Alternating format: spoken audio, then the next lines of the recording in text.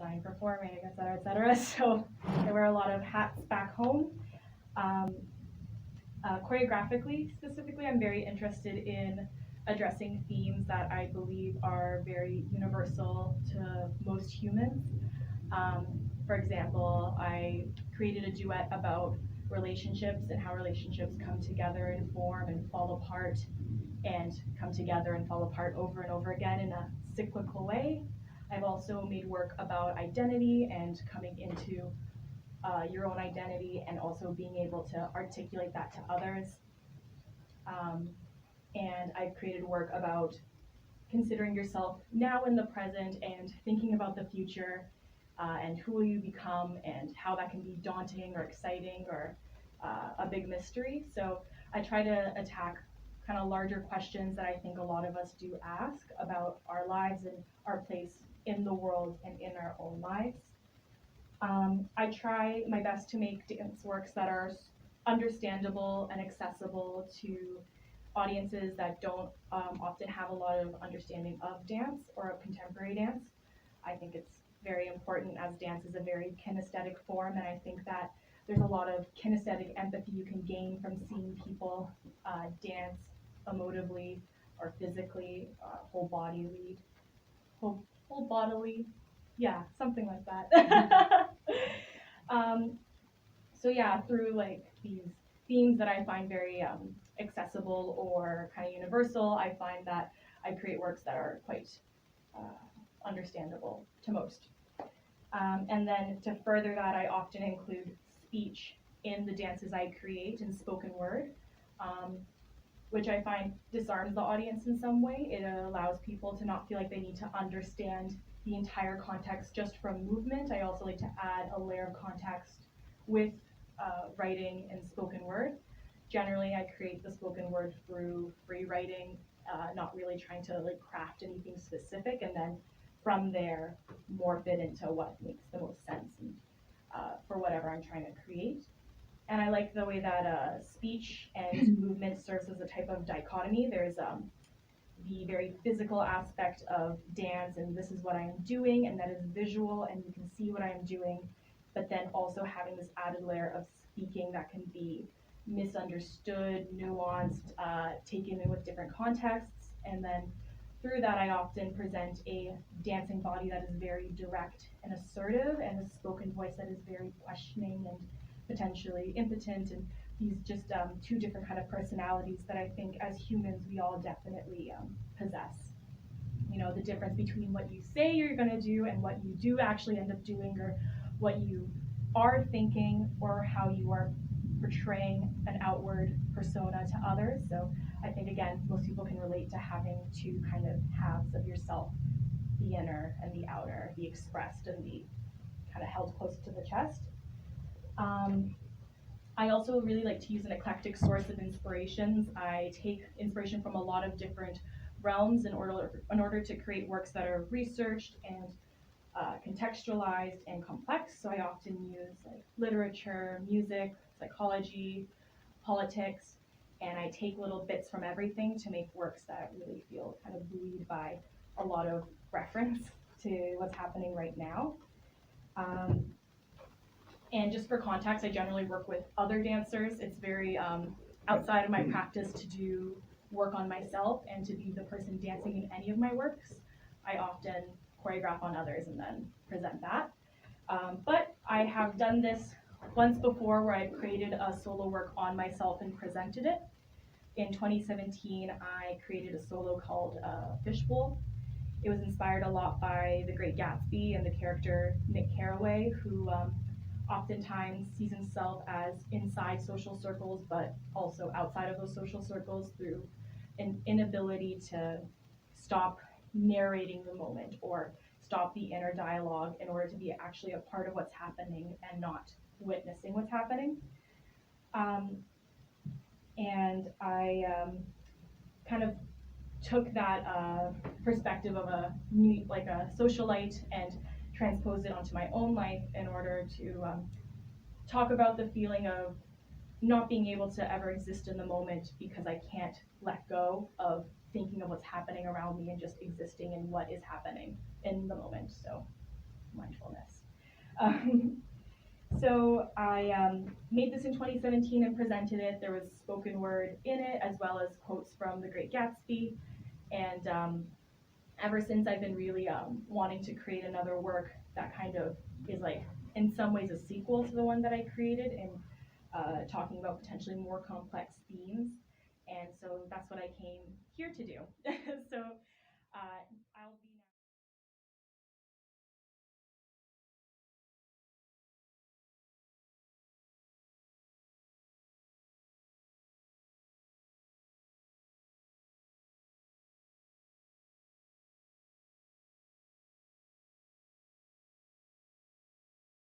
Series of like musical numbers, diatribes, spoken word elements, and dancing elements. Um, and in this work, I continue to be inspired by The Great Gatsby, but instead of Nick Carraway, I really take inspiration a lot from uh, Jay Gatz, or The Great Gatsby. And essentially, he thinks he can delay his happiness until later and bank it and then experience it later, which is completely ridiculous. Happiness can only be experienced in the moment that it's happening. But I think a lot of us think that if I work really hard today, tomorrow I can enjoy it, or tomorrow I'll be happy, or in a year, or I work and I save up this amount of money and then I'll feel happy or feel good. So I wanted to explore that idea, and an idea that I closely held and I'm trying to let go of, that if I work hard now, I can be happy later. And so I do that through I created a work that has elements of cabaret in it. So I kind of discuss heavier topics, but with a bit of a wink and a smile and a bit of a cheeky way. And I have used different elements of inspiration, especially from music and audio. I'm really inspired by the American singer Peggy Lee. She was very big about having a stage persona that she presented that was very different from who she was in real life, in a way to really be able to emphatically sing about things that she was thinking about that plagued her, but again, in a kind of cabaret, not so serious way. So I kind of wanted to take that energy and make a work through that. In this work, I use a lot of improvisation and instant composition. So oftentimes what I'm doing is made up on the spot. So I'm basically saying I'm very ill-prepared. No. No, I basically, as the audience is witnessing the piece, I will be making movement on the spot. And then from there, I compose instantly by taking the raw material that I created on the spot and then crafting it on the spot and then presenting it on the spot in a very quick way. Like the process may be 30 seconds long. And I was really interested in working in this way because I'm extremely interested in the idea of hesitation and putting things off till later. So in order to stop myself from putting things off till later, I have to figure it out right then in the moment. So through the improvisation, instant composition, I'm really tackling the idea of hesitation.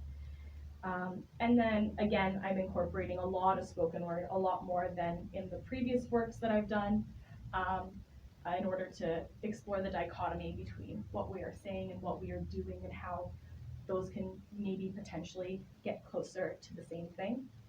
So finally, the product that I created after 3 and a bit weeks is a dynamic solo that uses various emotional states to explore the choices we make, the architecture of the space to explore my limits as a person, and improvisation to explore hesitation.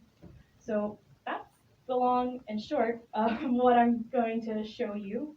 I'm going to show you a small excerpt of the work at this time. So I'll just need a few minutes to get set up technically, and I'll also be asking you all to shift off the black dance floor and onto the sides of the space, if possible. Thank you.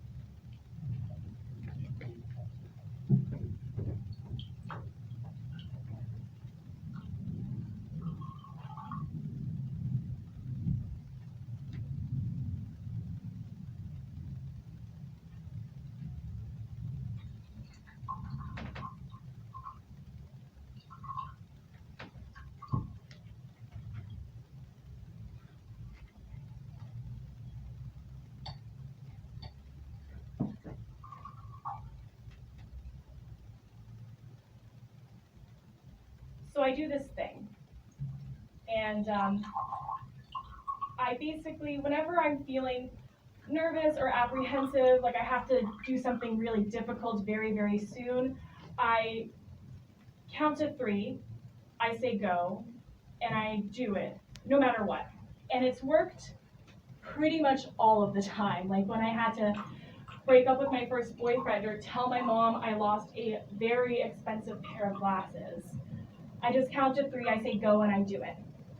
But there is one place where this absolutely never works, and it's the highest diving board at the public swimming pool. And I can't tell you why this is so hard, because I love water, I love jumping, I love heights, but something about it, I get to the highest diving board at the public swimming pool, I count to 3, and instead of saying go, in a moment, I just realize I can keep counting, you know, like 4, 5, 6, 7, 8, 9, it's absolutely no problem.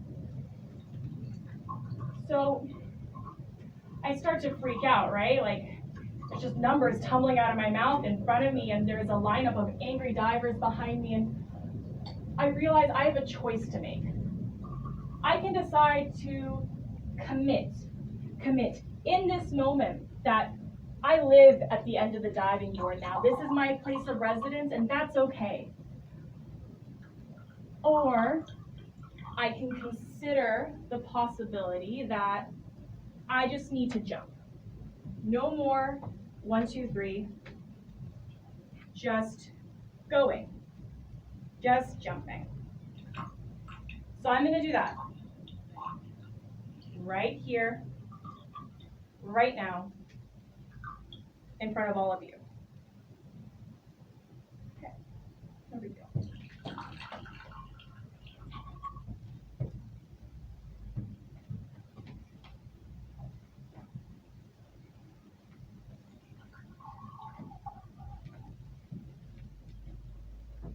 Go.